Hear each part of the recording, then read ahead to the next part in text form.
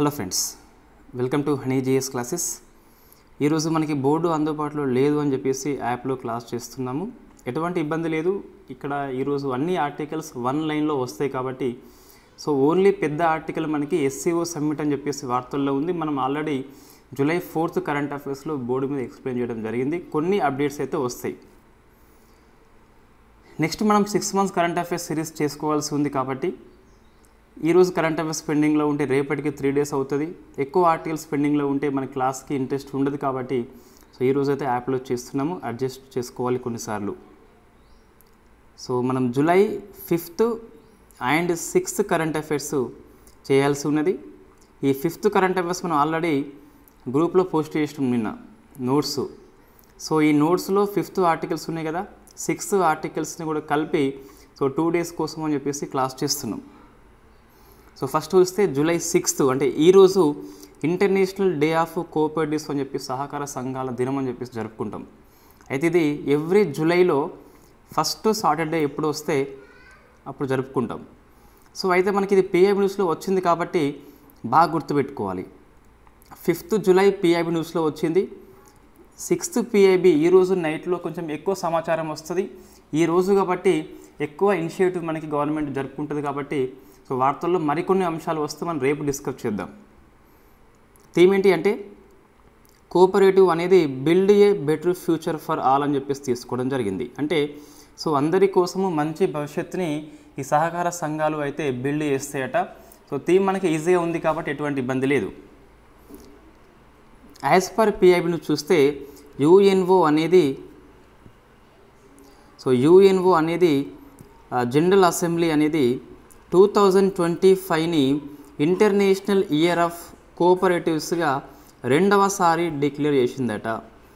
మనం డిస్కస్ చేసినాం. 25 year వచ్చేసి క్వాంటమ్ సైన్స్ అండ్ టెక్నాలజీ అని చెప్పేసి అన్ని పేపర్లు ప్రముఖంగా వచ్చింది. పిఐబిని చూస్తే మనకి సహకార సంఘాలని చెప్పేసి ఇవ్వడం జరిగింది. కరెక్ట్ అని చెప్పేసి మనం UN.comలో చూస్తే మన సోర్స్ వచ్చేసి UN.org. ఇందులో 25 yearలో 4 ఉన్నాయండి. మనకి పేపర్లో రాలేదు. Only quantum science and technology మాత్రమే వచ్చింది.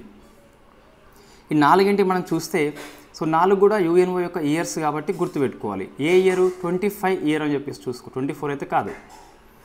మీరు ఆన్సర్ చేయండి. యుఎన్ఓ అనేది 2024ని ఏమని ప్రకటించింది? మనం ఫస్ట్ చూస్తే క్వాంటమ్ సైన్స్ అండ్ టెక్నాలజీ ప్రకటించింది 25ని. మనం డిస్కస్ చేసినాం. పేపర్లో ప్రముఖంగా ఇది ఇవ్వడం జరిగింది. నెక్స్ట్ సహకార సంఘాలు అని చెప్పేసి, నెక్స్ట్ పీస్ అండ్ ట్రస్ట్ శాంతి మరియు నమ్మకం అని చెప్పేసి, అండ్ గ్లేజర్ యొక్క రక్షణ కోసం అని చెప్పేసి ఈ 4 years ఇవ్వడం జరిగింది.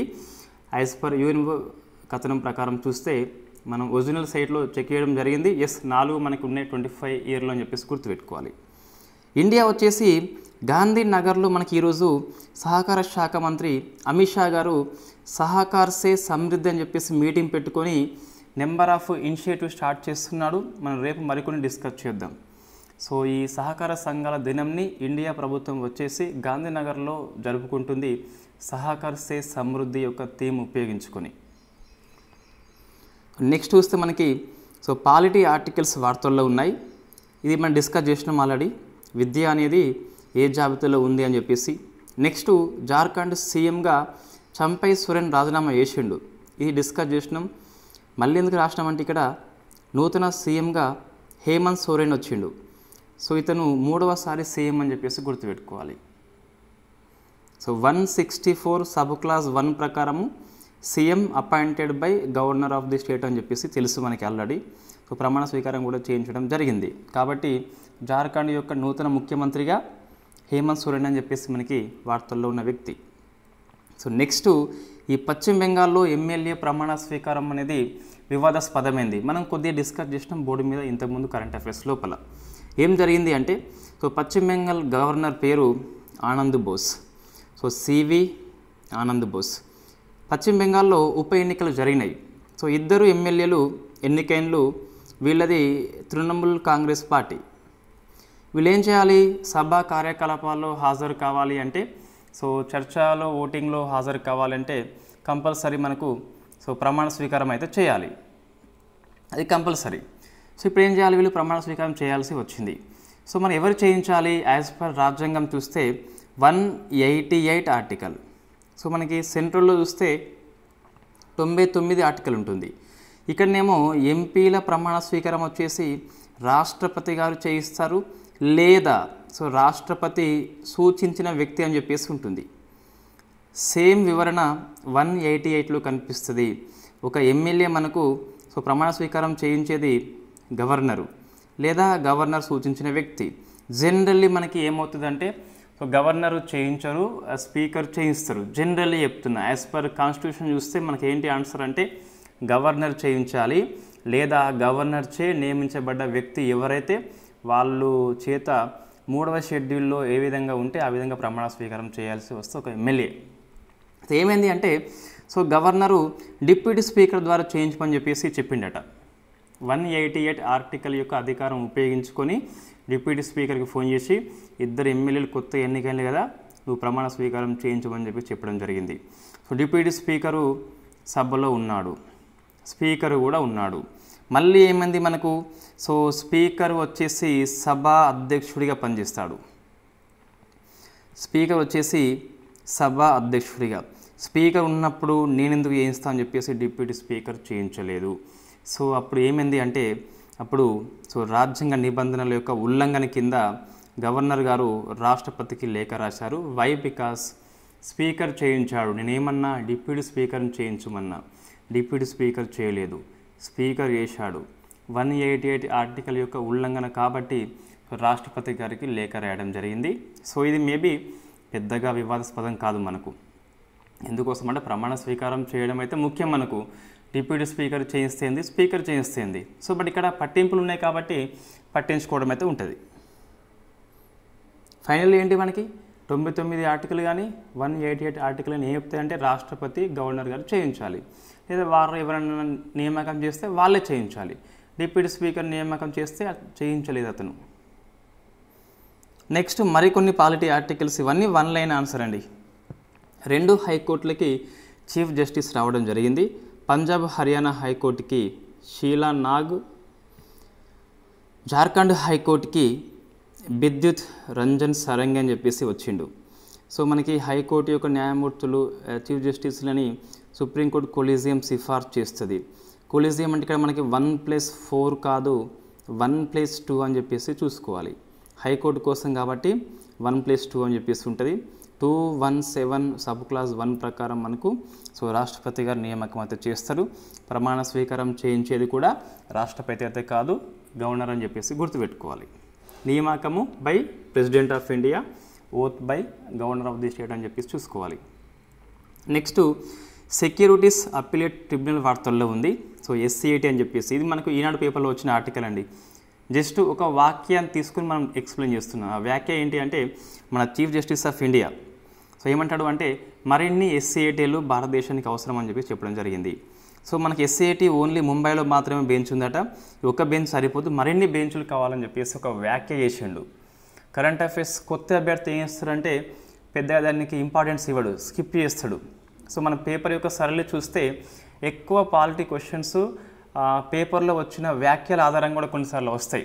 సో ఏమన్నాడంటే మన chief justice of India so ఈ SCAT ఏదైతే ఉందో సో సెబీ కేసుల్ని వింటుంది అన్నట్టు. ఇది ఈ స్టాక్ మార్కెట్ కానీ క్యాపిటల్ మార్కెట్లో ఉన్నటువంటి దాన్ని వింటుంది అన్నట్టు. ఈ SAT వచ్చేసి ఓన్లీ ముంబైలో ఉంది కదా, ముంబైలో ఉన్న బెంచ్ సరిపోదు, మరికొన్ని బెంచ్లు అవసరం అని చెప్పి చెప్పడం జరిగింది కాబట్టి మనకి వార్తల్లో ఉంది. సో SCAT అని చెప్పేసి సెబీ యాక్ట్ 1992 ప్రకారం ఏర్పడింది కాబట్టి ఇది చట్టబద్ధ సంస్థ, గుర్తుపెట్టుకోవాలి. సో ప్రధాన బెంచ్ వచ్చేసి ముంబైలో ఉన్నది, నోడల్ మినిస్టర్ వచ్చేసి ఫైనాన్స్ మినిస్టర్ అని చెప్పేసి చూసుకోవాలి. వెరీ ఫేమస్ అండి. Next so constitutional right to speedy trial అని చెప్పేసి మనకి హిందూ పేపర్లో వచ్చింది. సో సత్వర విచారణ హక్కు అనేది రాజ్యాంగబద్ధంగా ఆర్టికల్ 21లో ఉంది అని చెప్పి సుప్రీంకోర్టు మరొకసారి చెప్పింది. ఇంతకుముందు ఎక్కడ అయిపోయిందని చెప్పేసి మనకు ఇక్కడ ఇవ్వడం జరిగింది. సో పేపర్లో ఈ కేసెస్ని ఇవ్వడం జరిగింది. కర్తార్ సింగ్ స్టేట్ ఆఫ్ పంజాబ్ 94 కేసులో ఈ సత్వర విచారణ అనేది రాజ్యాంగ హక్కు అని చెప్పేసి సుప్రీంకోర్టు చెప్పింది. So very famous case Hussainara Khatoon versus home secretary of Bihar అని చెప్పేసి మనం డిస్కస్ చేసినాం. ఆర్టికల్ నెంబర్ 21లో పాలిటీ క్లాస్లో మనం డిస్కస్ చేసినాం. ఇది వెరీ ఫేమస్ కేసు అండి. ఇదైతే సో స్పీడీ ట్రయల్ అని చెప్పేసి పిలుస్తుంది దాని కేసు పేరుని. అబ్దుల్ రెహమాన్ అంతులే వర్సెస్ ఆర్ఎస్ నాయక్ అని చెప్పేసి ఈ 3 కేసులు సుప్రీంకోర్టు ఆర్టికల్ 21లో అంతర్భాగంగా సత్వర విచారణని పేర్కొన్నదని చెప్పేసి మనం గుర్తుపెట్టుకోవాలి. Right to speedy trial is under article 21 అని చెప్పేసి గుర్తుపెట్టుకోవాలి. ఈ 4 ఏంటి మనకి in fact GS point of view important. High court సీజీలు గుర్తుపెట్టుకోవాలంటే వీళ్ళు మహిళలు కాదు కాబట్టి మనం మర్చిపోవచ్చు, మహిళ అయితే గుర్తుపెట్టుకోవాలి జనరల్గా. వేరే హైకోర్టు సీజే కాబట్టి తెలుగు వాళ్ళ యొక్క మూలాలు లేవు కాబట్టి పెద్దగా అవసరమైతే లేదు. నెక్స్ట్ ఇది స్పేస్ ఆర్టికల్స్ మనకి వార్తల్లో ఉన్నాయండి. సో రష్యా సొంత స్పేస్ స్టేషన్ని నిర్మించుకుంటా అని చెప్పేసి మనకి హిందూ పేపర్లో వచ్చింది. 2033 నాటికి పూర్తి చేస్తుందట. సో పూర్తి చేస్తుంది. ఫస్ట్ మ్యాడ్యూల్ వచ్చేసి 2028 కల్లా పంపుతుంది. సో ఇంకేమన్నదంటే మేము ఇంటర్నేషనల్ స్పేస్ స్టేషన్కి ఇంతకుముందు ఏమన్నాం 2024 వరకు సహకారం ఇస్తామన్నాం కదా, దీన్ని మేము ఎక్స్టెండ్ చేస్తున్నాం 2028 అని చెప్పేసి అప్డేట్ చేసుకోవాలి. మన స్పేస్ కరెంట్ అఫైర్స్ 6 months లోపల 24 అని చెప్పేసి చెప్పి ఉండవచ్చు, బట్ ఇది కాదు, ఇప్పుడు 28 అని చెప్పేసి చూసుకోవాలి. మన సహకారం వచ్చేసి ఇంటర్నేషనల్ స్పేస్ స్టేషన్కి 28 వరకు ఉంటుందట. సో ఐఎస్ఎస్ అని చెప్పేసి మనకి మొత్తం 5 countries యొక్క ఉమ్మడి ప్రాజెక్టు. సో ఇది ఇన్ఫ్యాక్ట్ నాసా ఉంటుంది, మనకు రష్యా ఉంటుంది, యూరోపియన్ స్పేస్ ఏజెన్సీ ఉంటుంది, తర్వాత జాక్సా జపాన్ది ఉంటుంది, కెనడా స్పేస్ అని చెప్పేసి ఏజెన్సీ అని చెప్పేసి మొత్తం 5 ఉంటాయి. సో రష్యా సహకారం అనేది పొడిగించుకుంటూ వస్తుంది. ఇప్పుడు 2028 వరకు పొడిగించడం జరిగింది. ఇండియా చూస్తే 2035 నాటికి పూర్తి చేస్తుంది. సో ఫస్ట్ మ్యాడ్యూల్ వచ్చేసి 28 కల్లా పూర్తి చేస్తామని చెప్పేసి మనకి ఎప్పుడో చెప్పడం జరిగింది. ప్రజెంటు సొంత అంతరిక్ష కేంద్రం కలిగి ఉన్న ఓన్లీ కంట్రీ చైనా అని చెప్పేసి పిలుస్తాం. దాని పేరు వచ్చేసి తియాంగాంగ్ అని చెప్పేసి పిలుస్తాం. మరొక 2 స్పేస్ ఆర్టికల్స్ మన వార్తల్లో ఉన్నాయి. ఇస్రో ఏమనేది అంటే 2029లో భూమికి 32,000 కిలోమీటర్ల దూరంలో ఒక ఆస్టరాయిడ్స్ వస్తుందట. సో అది ఢీకొంటుందట. సో దాన్ని అధ్యయనం చేసేందుకు ఇస్రో చైర్మన్ ఒక చెప్పి ఉన్నారు. దాని పేరు వచ్చేసి అపోఫిన్ అని చెప్పేసి పిలుస్తాం. సో అపోఫిస్ అని చెప్పేసి పిలుస్తాం. సో అపోఫిస్ ఒక ఆస్టరాయిడ్, ఇది ఇస్రో అధ్యయనం చేస్తుంది. అపోఫిస్ అని చెప్పేసి పిలుస్తాం.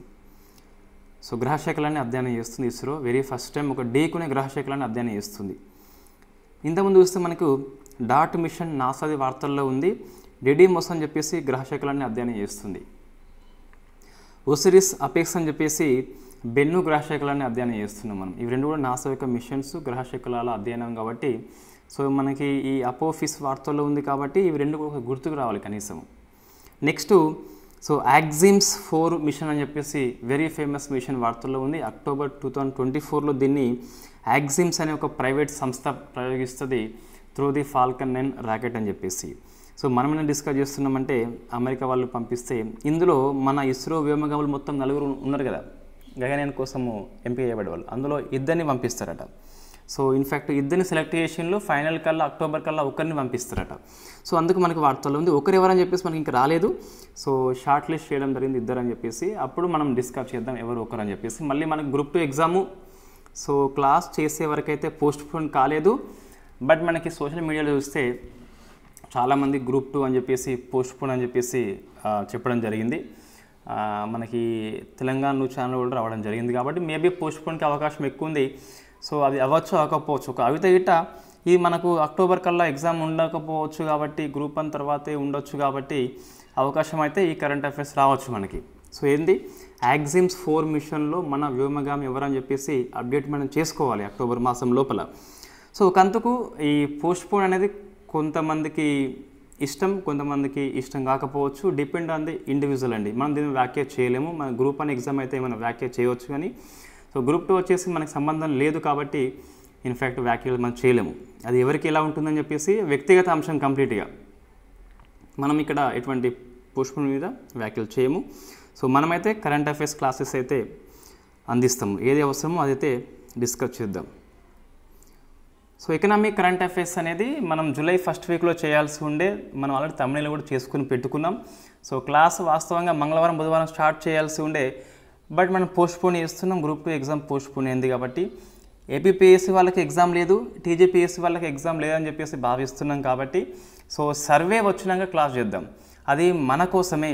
సో సర్వే లేకుంటే ఏమవుతుంది, 6 months కరెంట్ అఫైర్స్ మన ఎకనామీ ఎక్కువ అంశాలు లేవు, వాస్తవంగా తొందరగా అయిపోతుంది, నాకు కూడా ఈజీగా ఉంటుంది చెప్పడానికి. బట్ ఇప్పుడు సర్వే వస్తే ఏమవుతుంది అంటే మనకు జీడిపి వస్తుంది, వ్యవసాయ రంగం వస్తుంది, పారిశ్రామిక రంగం వస్తుంది, సేవా రంగం వస్తుంది, విదేశీ వాణిజ్యం వస్తుంది. సో కాబట్టి ఈ ప్రముఖమైన అన్ని చాప్టర్స్ మనకి బ్యాంకింగ్ సెక్టార్ వస్తుంది, సో డిజిటల్ మనీ అని చెప్పేసి వస్తుంది. సో 24 yearలో ఉన్న ఆర్థిక అంశాలు అన్నీ వస్తాయి. కాబట్టి దాదాపుగా ఇండియా ఎకనామీ ఏదైతే ఉందో మన సిలబస్లో అందులో ప్రతి అంశాన్ని మనం స్పృశించే అవకాశం మనకు సర్వే కల్పిస్తుంది. సర్వే లేకుంటే మనం ఎక్కువ క్లాసెస్లో ఎక్కువ అంశాలు రావు. సో అప్పుడు పాలిటీ ఏ విధంగా అయితే చేసినామో అంతకంటే ఎక్కువగా, అంతకంటే మంచిగా, మెల్లిగా, ఎటువంటి ఇబ్బంది లేకుండా, తొందరపాటు కాకుండా సో నితిన్ సింఘానియా పుస్తకము లేదా ఈ రమేష్ సింగ్ పుస్తకం ఏదైతే ఉందో సో వాటి ఆధారంగా పేజ్ టు పేజ్ రిఫర్ చేస్తూ కరెంట్ అఫైర్స్ క్లాస్ తప్పనిసరిగా చేస్తాను, నేను గ్యారంటీ చేస్తా. సర్వే అనంతరం చేద్దాం. ఒక సర్వే ఎప్పుడు వస్తుంది, July 22 వస్తుంది. ఒక వారం టైం తీసుకుంటా. సో వారం టైం తీసుకొని మనమైతే ఎక్స్ప్లెయిన్ చేద్దాం. 28 July మంత్ అయిందంటే ఎకనామిక్ క్లాస్ అయినట్టుగా భావించండి. సో నెక్స్ట్ డిఫెన్స్ ఆర్టికల్ చూస్తే మనకు రికార్డు స్థాయిలో దేశీయ ఉత్పత్తి జరిగింది డిఫెన్స్ సెక్టార్ లోపల. సో ఇది దేశీయంగా ఉత్పత్తి అని చెప్పేసి గుర్తుపెట్టుకోవాలి. 23rd-24 yearలో 1.27 లక్షల కోట్ల ఉత్పత్తి జరిగింది. గతంతో పోలిస్తే 16.8 వృద్ధి జరిగింది. So it is all time highest అని చెప్పేసి మనకి న్యూస్లో వచ్చింది, పిఐబిలో వచ్చింది. సో ఈ 1.27 లక్షల కోట్లు ఉన్నాయి కదా, ఇందులో గవర్నమెంట్ సహకారం చూస్తే 79.2, ఆల్మోస్ట్ 80 మనం వేసుకోవచ్చు. నెక్స్ట్ ప్రైవేట్ సహకారం చూస్తే 20.8 అని చెప్పేసి ఉన్నది. సో ఎక్కువ మనకి గవర్నమెంట్ సహకారం అని చెప్పేసి మనకు దేశీయంగా కనిపిస్తుంది, డిఫెన్స్ సెక్టర్ కాబట్టి అట్లనే కనిపిస్తుంది. సో మనం రీసెంట్ చూస్తే ఎక్స్పోర్ట్స్ విషయంలో మనము డిస్కస్ చేసినాం 21,000 కోట్లు అని చెప్పేసి రికార్డ్ సృష్టించినాము ఎక్స్పోర్ట్స్ అని చెప్పేసి, రైట్. ఇంకా మన ఎక్స్పోర్ట్స్ టార్గెట్ని పెట్టుకున్నాం ఈ ఇయర్లో 35,000 కోట్లు అని చెప్పేసి పెట్టుకున్నాం, కాబట్టి అదైతే వెరీ ఫేమస్. నెక్స్ట్ ఇది రిపీట్ ఆర్టికల్ అండి. సో AK-203 రైఫిల్స్ అని చెప్పేసి మనము అమేధిలో ఉన్న కోర్వాలో జాయింట్ వెంచర్ ఏర్పాటు చేసుకొని రష్యా ప్లస్ ఇండియా ఉత్పత్తి చేస్తుంది. ఇప్పుడు 35,000 AK-203 రైఫిల్స్ వచ్చేసి ఇండియన్ ఆర్మీకి ఇవ్వడం జరిగింది కాబట్టి మనకు వార్తల్లో ఉంది. జాయింట్ వెంచర్ వచ్చేసి కోర్వాలో ఉంటుంది, ఇండో రష్యన్ రైఫిల్స్ ప్రైవేట్ సంస్థ అని చెప్పేసి పిలుస్తాం. సో ఇది ఇన్ఫ్యాక్ట్ మనకు ఇది రష్యా సాంకేతిక బదిలీ చేసింది కాబట్టి మనం దేశీయంగా వీటిని తయారు చేస్తున్నాం అని చెప్పేసి గుర్తుపెట్టుకోవాలి.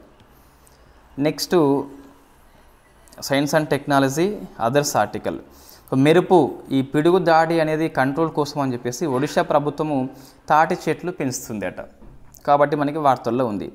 సో పిడుగుపాటు సమయంలో ఈ తాటి చెట్టు వచ్చేసి న్యాచురల్ కండక్టర్గా పనిచేస్తుందట. సో మనకు తెలుసు ఆల్రెడీ, మన విలేజ్లలో వింటాం, వర్షాకాలం వచ్చేసి తాటి చెట్టుకి పిడుగు వేసిందని చెప్పేసి మన రక్షణగా పనిచేస్తుంది కాబట్టి అటువైపు అది తీసుకోవడం జరిగింది. కాబట్టి మనకు ఏ రాష్ట్రం అని చెప్పేసి ఈ కార్యక్రమం అని చెప్పేసి వస్తుంది. నెక్స్ట్ లైఫై టెక్నాలజీ వార్తల్లో ఉంది. మనం వైఫై టెక్నాలజీ కంటే అప్డేట్ వర్షను లైఫై టెక్నాలజీ అని చెప్పేసి పిలుస్తాం.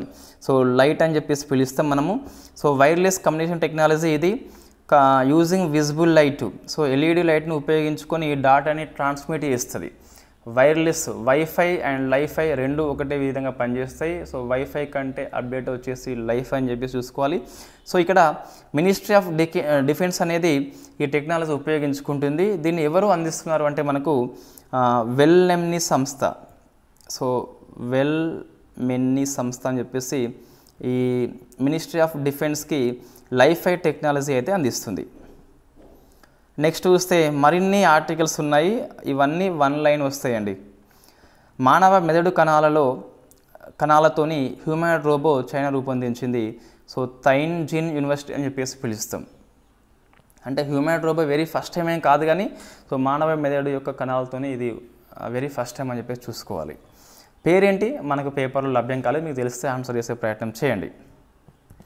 నెక్స్ట్ పిండం ఏర్పడే విధానం తొలిసారిగా చిత్రీకరణ చేసింది ఎవరంటే ఆస్ట్రేలియా వాళ్ళు, క్వీన్స్లాండ్ యూనివర్సిటీ అని చెప్పేసి. పిండం ఎప్పుడైతే ఏర్పడుతుందో లోపల సో జైగోట్ వచ్చేసి దాన్ని వెరీ ఫస్ట్ టైం దృశ్యీకరణ అని చెప్పేసి గుర్తుపెట్టుకోవాలి. Next India first guidelines for managing lipid levels. So మనకి కొవ్వు శాతం అనేది ఎలా ఉందని చెప్పేసి ఫస్ట్ టైం గైడ్లైన్స్ ఇష్యూ చేసిందట. కార్డియాలజికల్ సొసైటీ ఆఫ్ ఇండియా అని చెప్పేసి గుర్తుపెట్టుకోవాలి. సిఎస్ఐ సంస్థ very first time lipid levels మీద ఒక గైడ్లైన్స్ ఇష్యూ చేయడం జరిగింది. సో మనము ఒక వ్యాధి పేరు గుర్తుపెట్టుకోవాలి.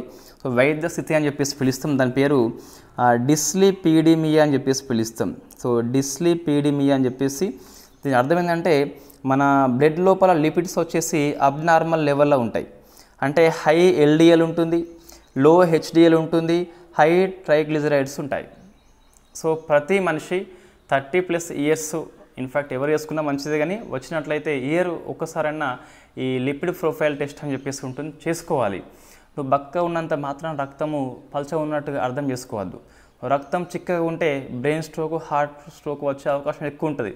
చాలా లావు ఉన్న వ్యక్తి కూడా రక్తం పల్చగా ఉండొచ్చు, చాలా బక్కగా ఉన్న వ్యక్తి కూడా, సో గట్టిగా గాలిస్తే కొట్టుకుపోయే వ్యక్తి కూడా రక్తం చిక్కగా ఉండవచ్చు. మీరు సర్జరీ అప్పుడు ఇన్ఫ్యాక్ట్ గుర్తుండే ఉంటుంది, చాలామందికి సర్జరీ ఎవరైతే చేసుకుంటున్నారో వాళ్ళకి రక్తం చిక్కదనం టెస్ట్ చేస్తారు. కొంతమంది పల్చగా ఉంటుంది, కొంతమందికి చిక్కగా ఉంటుంది. సో అది మన స్వభావం బట్టి ఉంటుంది. కొన్నిసార్లు ఆహారపు అలవాట్లు కూడా ప్రభావం చూపుతాయి. మొత్తం మీద సో మనకు డైస్లిపిడిమియా అంటే abnormal levels of the lipids అని చెప్పేసి గుర్తుపెట్టుకోవాలి. ఇటువంటి క్వశ్చన్ వస్తున్నాయండి మనకి, ఏదైనా ఫస్ట్ టైం వచ్చినట్టు వార్తల్లో అట్లా కనిపిస్తే, సో ఇటీవల వార్తల్లో కనిపించిన డిస్లిపిడిమియా అనగా ఏ రకమైన అని చెప్పేసి వస్తుంది. సో హై ఎల్డిఎల్ లెవెల్ ఉంటాయి, లో హెచ్డిఎల్ మంచి కొవ్వు తక్కువ ఉంటుంది, చెడు కొవ్వు ఎక్కువ ఉంటుంది, ట్రైగ్లిజరైడ్స్ లెవెల్స్ ఎక్కువ ఉంటాయి అని చెప్పేసి. సో కంప్లీట్లీ మనకి చాలా రకమైన వ్యాధులు. సో నేను న్యూట్రిషన్ విషయంలో మన కోర్స్ ఏం చేయలే, కానీ సంథింగ్ కొంచెం ఐడియా ఉన్నది. సో ఇన్ఫ్యాక్ట్ ఈ డయాబెటిక్ విషయంలో కానీ, బీపీ విషయంలో కానీ, ఈ లిపిడ్ ప్రొఫైల్ విషయంలో కానీ, సో మనకి అలోపతిని తప్పు పట్టలేం, కానీ అలోపతిలో ఎటువంటి మందు లేదండి, ఎటువంటి నివారణ లేదు. మందు ఉంది, నివారణ లేదు నేను అంటున్నా. అంటే ఇక్కడ ఏమవుతుందంటే మనకు, సో డయాబెటిక్ ఉన్న వాళ్ళకి ఐడియా ఉంటుంది, ఇంజెక్షన్ కుచ్చుకుంటేనే కంట్రోల్లో ఉంటుంది, ఇంజెక్షన్ వేసుకోకుంటే లేదా టాబ్లెట్ వేసుకోకుంటే కంట్రోల్లో ఉండదు. అంటే ఏంటి, నువ్వు జీవితాంతం మందులతో బతకాల్సిన అవసరం కనిపిస్తుంది. బీపీ వచ్చిన వాళ్ళు చూడండి, సో డైలీ గోళీ వేసుకుంటూనే ఉంటారు వాళ్ళు. గోళీ వేసుకున్నంత రోజులు బీపీ కంట్రోల్లో ఉంటుంది, గోళీ బంద్ చేస్తే బీపీ పెరిగిపోతుంది. అంటే ఏంటి మనకి ఇది, అంటే ఇది నిరోధిస్తలేదు, జస్ట్ ఆ టెంపరీ మాత్రమే కంట్రోల్లో పెడుతుంది. సో అలోపతి విషయంలో మనకు బ్యాడ్ అట్లా ఏం లేదు, కానీ సో కంప్లీట్గా కొన్ని వ్యాధులకైతే మందుని ఇప్పటికీ వాళ్ళు ఆవిష్కరణ చేయలేదు. రైట్, మనం ఏం చేస్తున్నామంటే, సో ఇక్కడ కిటికీ అనుకోండి, చల్లగాలి బయటకు వస్తుంది. మనం ఇక్కడ ఏం చేస్తున్నామంటే ఈ చల్లగాలిని ఆపకుండా ఇక్కడ దుప్పటి కప్పుకొని పడుకుంటున్నాము హాయిగా. మనం దుప్పటి కప్పుకుంటున్నాము, దుప్పటి లేకుంటే చలి అనేది వీస్తుంది. బట్ ఈ కారణం ఏంటి, ఇక్కడ నువ్వు కంట్రోల్లో పెట్టాలి. సో మనకు కంప్లీట్గా డైట్, సో డైట్ ఆధారంగానే కంట్రోల్లో ఉంటే తప్పితే మెడిసిన్స్ కాదని చెప్పేసి చూసుకోవాలి. చాలా వ్యాధుల్ని రివర్స్ చేసుకోవచ్చు డిఫరెంట్ డైట్స్ ద్వారా. రైట్, అంత మన ఎగ్జామ్లో అవసరం లేదు. నెక్స్ట్ ఇది పిఐబి న్యూస్, మనకి ఇన్ఫ్లిమెంట్ అని చెప్పేసి వార్తల్లో ఉంది. ఇది India French liver and metabolic disease network అని చెప్పేసి పిలుస్తాం, ఒక వర్చువల్ నోడ్ ఇది. సో దీన్ని ఎవరు స్టార్ట్ చేసినంటే మనకు, so institute of liver and biliary science లోపల ఢిల్లీ లోపల స్టార్ట్ చేయడం జరిగింది. సో కాలేయ వ్యాధి యొక్క నివారణ కోసం అని చెప్పేసి. మళ్ళీ ఇంతే అండి, లివర్ కోసం కానీ, బీపీ కానీ, ఈ డయాబెటిక్ కానీ మందులు ఉన్నాయి కానీ నివారణ లేదు, ఓన్లీ కంట్రోల్, ఆ రోజు కంట్రోల్ చేస్తుంది అని చెప్పేసి గుర్తుపెట్టుకోవాలి. ఇండియా ఫ్రెంచ్ యొక్క సహకారం అని చెప్పేసి గుర్తుపెట్టుకోవాలి, ఇన్ఫ్లిమెంట్ అని చెప్పేసి గుర్తుపెట్టుకోవాలి. నెక్స్ట్ ఎలివేట్ అని చెప్పేసి వార్తల్లో ఉంది. మరొక ఏఐ టెక్నాలజీ ఉపయోగించి ఒకటి కొత్తగా హెల్త్ ఇన్సూరెన్స్ని రూపొందించింది ఎవరు అంటే ఐసిఐసిఐ లోంబార్డ్ జనరల్ ఇన్సూరెన్స్ అని చెప్పేసి పిలుస్తాం. సో ఇది ఎలివేట్ అంటే మనకు ఏఐ ఆధారంగా పనిచేసే హెల్త్ ఇన్సూరెన్స్ అని చెప్పేసి పిలుస్తాం, ఆరోగ్య బీమా అని చెప్పేసి పిలుస్తాం. సో నెక్స్ట్ మనకు ఈ గ్రీన్ ఎనర్జీ, గ్రీన్ హైడ్రోజన్ కోసం అని చెప్పేసి ఒక ప్రోగ్రామ్ కొత్తగా స్టార్ట్ చేయడం జరిగింది. దాని పేరు వచ్చేసి funding of testing facility under national green hydrogen అని చెప్పేసి సో మిషన్ మనకు ఉంది కదా, దాని కింద ministry of new and renewable energy వాళ్ళు గైడ్లైన్స్ ఇష్యూ చేయడం జరిగింది. సో అది దీనికోసం అని చెప్పేసి, అంటే నేషనల్ గ్రీన్ హైడ్రోజన్ మిషన్ కోసం అని చెప్పేసి టెస్టింగ్ ఫెసిలిటీ సౌకర్యం కల్పిస్తారు. సో 2025-26 వరకు అని చెప్పేసి బడ్జెట్ మొత్తము 200 crores కేటాయించారు. సో ఈ ఏ సంస్థ దీన్ని ఇంప్లిమెంట్ చేస్తుందంటే national institution of solar energy అని చెప్పేసి గుర్తుపెట్టుకోవాలి. నిధులు ఈ గ్రీన్ హైడ్రోజన్ మిషన్ని కనుక ప్రభుత్వ సంస్థ ఏర్పాటు చేస్తే 100% ఫండింగ్ ఇస్తారు. ప్రైవేట్ సంస్థ అయితే గట్ట 70 అని చెప్పేసి గుర్తుపెట్టుకోవాలి. సో నెక్స్ట్ తొలి సిఎన్జి బైక్ మనం డిస్కస్ చేసినాం ఆల్రెడీ. ఫ్రీడమ్ 125 అని చెప్పేసి నేము బజాజ్ ఆటో వాళ్ళు రూపొందించారు. తెలంగాణ అంశం ఇది, ఇక్కడ అవసరం లేదు. నెక్స్ట్ ఇది హిందూ న్యూస్ ఈరోజు. అన్ని స్థానిక సంస్థల్లో పీపుల్ బయోడైవర్సిటీ రిజిస్టర్ని ఫస్ట్ వాల్యూమ్ని ప్రచురించిన ఫస్ట్ స్టేట్గా కేరళ రాష్ట్రం రికార్డు సృష్టించింది. అంటే ఆ విలేజ్లో ఉన్న జీవ వైవిధ్యం మీద కంప్లీట్గా అవేర్నెస్ కోసం అని చెప్పేసి డాటాని వెరీ ఫస్ట్ టైం కేరళ స్టేట్లో ఉన్న అన్ని స్థానిక సంస్థలు పూర్తి చేయడం జరిగింది. కాబట్టి గుర్తుపెట్టుకోవాలి. సో పీబీఆర్ని వెరీ ఫస్ట్ టైం ఏ రాష్ట్రము అంటే కేరళ అని చెప్పేసి కంప్లీట్గా పూర్తి చేయడం జరిగింది. నెక్స్ట్ ఇవి ఆర్ట్ అండ్ కల్చర్ కిందికి వస్తాయి. సో అస్సాంలో ఉన్న మనకి మైదామ్ అని చెప్పేసి పిలుస్తాం. ఇది చరైడియో డిస్ట్రిక్ట్ లోపల ఉంటుంది. సో చరైడియో డిస్టిక్ మైదామ్స్ అని చెప్పేసి పిలుస్తాం. అహోం రాజ్య వంశం యొక్క సమాధుల పేరే చరైడియో మైదామ్ అని చెప్పేసి పిలుస్తాం. ఎందుకు వార్తల్లో వచ్చిందంటే వరల్డ్ హెరిటేజ్ సైట్ గుర్తింపు ఇవ్వాలని చెప్పేసి యునెస్కోకి ఒక సంస్థ రికమెండేషన్ చేసింది. ఆ సంస్థ పేరు మనకు international council on monuments and sites అని చెప్పేసి పిలుస్తాం. ICOMOS అని చెప్పేసి ఉన్నది. ఇది యునెస్కో యొక్క international adviser body. World heritage site గుర్తింపు రావాలంటే ఈ సంస్థ సలహా ఇవ్వాల్సిందే. సలహా ఇచ్చింది కాబట్టి ఆల్మోస్ట్ ఇండియాలో ఇంకా రాలే కానీ 43rd వరల్డ్ హెరిటేజ్ సైట్గా అస్సాం యొక్క మైదామ్స్ రికార్డు సృష్టించవచ్చు. సో మనకి 42nd అండ్ 41st అని చెప్పేసి 23rd ఇయర్లో వచ్చినాయి మనకి హోయసల టెంపుల్స్ శాంతినికేతన్ అని చెప్పేసి.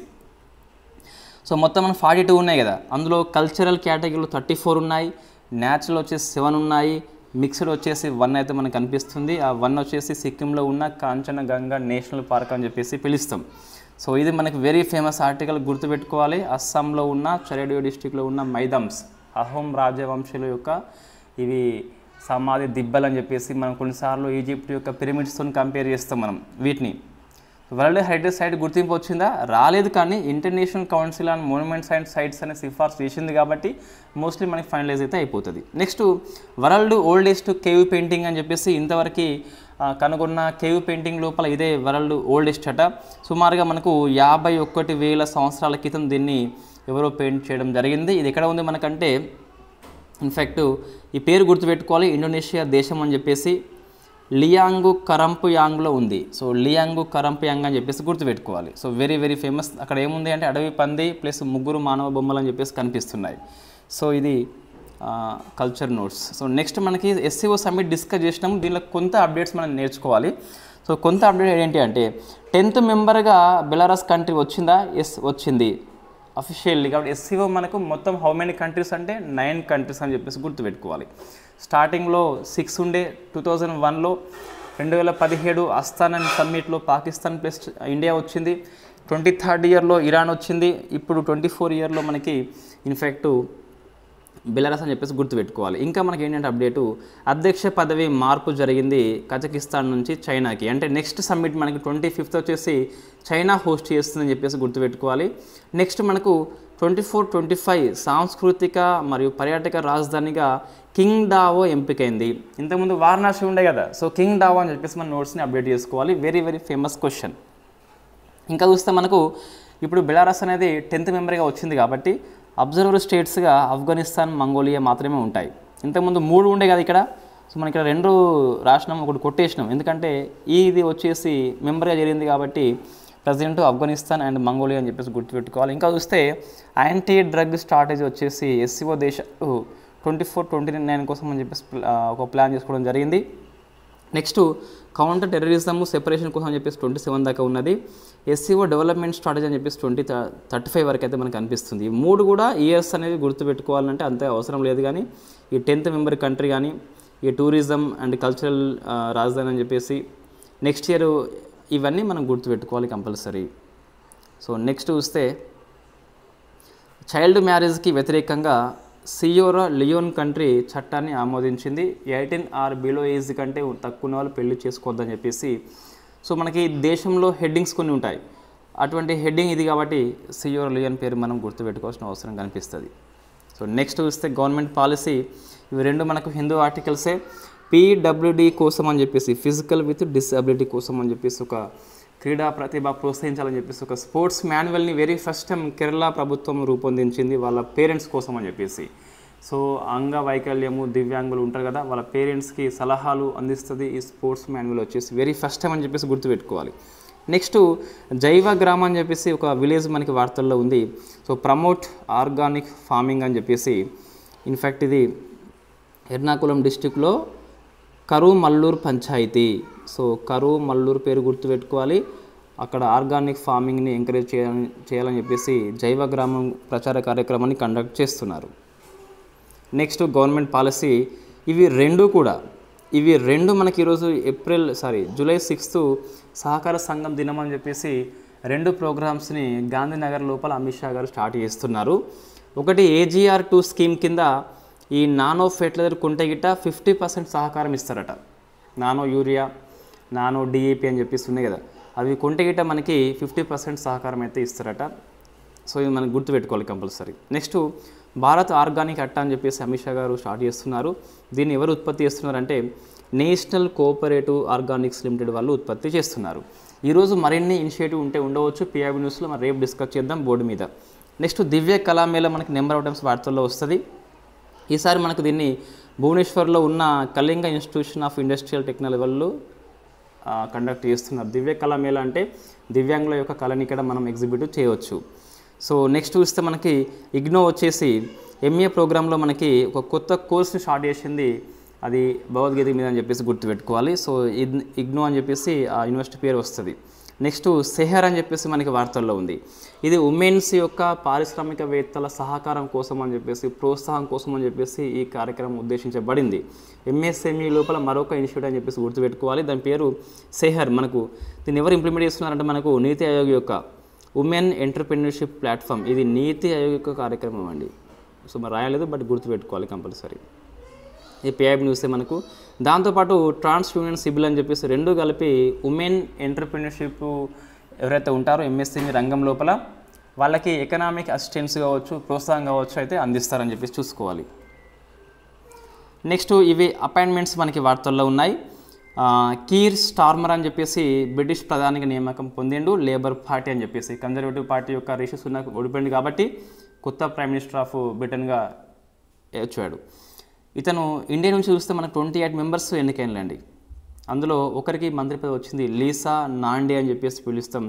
బ్రిటిష్ యొక్క సాంస్కృతిక మీడియా క్రీడల శాఖ మంత్రిగా నియామకం కావడం జరిగింది. Next reports, so world costliest cities అని చెప్పేసి మెర్సర్ సంస్థ రిపోర్ట్ ఇస్తుంది. హాంకాంగ్, సింగపూర్, జూరిచ్ ఫస్ట్ 3 ఉంటాయి గిట్ట. ఇండియా నుంచి మనకి ముంబై, ఢిల్లీ, చెన్నై అని చెప్పేసి వరుసగా 3 గుర్తుపెట్టుకోవాలి. హైదరాబాద్ వచ్చేసి 202 ర్యాంక్ అని చెప్పేసి గుర్తుపెట్టుకోవాలి. చాలా కాస్ట్లీ ఈ సిటీస్ వచ్చేసి. నెక్స్ట్ స్పైస్ అవార్డ్ వచ్చేసి ICAR సంస్థ ఇస్తుంది. స్వప్న కల్లింగల్ అని చెప్పేసి కేరళ అమ్మాయికి వచ్చింది. నెక్స్ట్ చూస్తే ఇవి స్పోర్ట్స్, భారత అథ్లెటిక్స్ బృందానికి ఒలింపిక్స్ మనం వెళ్తున్నాం, జూలై 28 స్టార్ట్ అవుతుంది పారిస్ లోపల. సో అథ్లెటిక్స్ బృందం మొత్తానికి నీరజ్ చోప్రా అని చెప్పేసి నాయకత్వం వహిస్తున్నాడు. మన ఈ ఒలింపిక్స్కి స్పాన్సర్గా BPCL సంస్థ పనిచేస్తుంది. నెక్స్ట్ తెలంగాణ ఆర్టికల్స్ చూస్తే 2 ఉన్నాయి. రాష్ట్ర ఎన్నికల ప్రధాన అధికారిగా సుదర్శన్ రెడ్డి అని చెప్పేసి నియామకం పొందిండు. స్కిల్ డెవలప్మెంట్ క్యాంపస్ అని చెప్పేసి అమీన్పూర్ లోపల పల్స్ గ్రూప్ సంస్థ ఏర్పాటు చేసింది. ఇది ఆర్టికల్స్. మేబీ గ్రూప్ 2 కనుక పోస్ట్పోన్ కాకుంటే ఎకనామిక్ క్లాస్ మనం మంగళవారం చేద్దాం. పోస్ట్పోన్ అయితే గిట్ట సో ఆ డేట్ బట్టి జూలై 28, 29 ఆ డేట్లో ఆర్థిక సర్వే వచ్చినాక 1 వీక్లో ఆ సర్వేను అప్డేట్ చేస్తూ ఎకనామిక్ క్లాస్ మనము సింగిల్ క్లాస్లో చెప్పట్లేదు. సో ఇన్ఫ్యాక్ట్ మనము ఒక 3 to 4 పార్ట్స్ చేసి కంప్లీట్గా ఒక క్లాసులో మనకి GDP మొత్తం వస్తుంది. అంటే GDP మీన్స్ మనకు 3 రంగాలు వస్తాయి కంప్లీట్గా, GDP డేటా మొత్తం వస్తుంది. మరొక క్లాసులో ఈ బ్యాంకింగ్, మనీ అని చెప్పేసి అదంతా వస్తుంది. మరో క్లాసులో విదేశీ వాణిజ్యం అని చెప్పేసి FDI అని చెప్పేసి అదంతా వస్తుంది. సో మరొక క్లాసు జనాభా అని చెప్పేసి అట్లా మొత్తం మీద ఎకనామీ మనము ఒక 3 to 4 క్లాసులో పెద్ద పెద్ద క్లాసులు పెట్టి పూర్తి చేసే ప్రయత్నం చేద్దాం. Right. So thank you very much.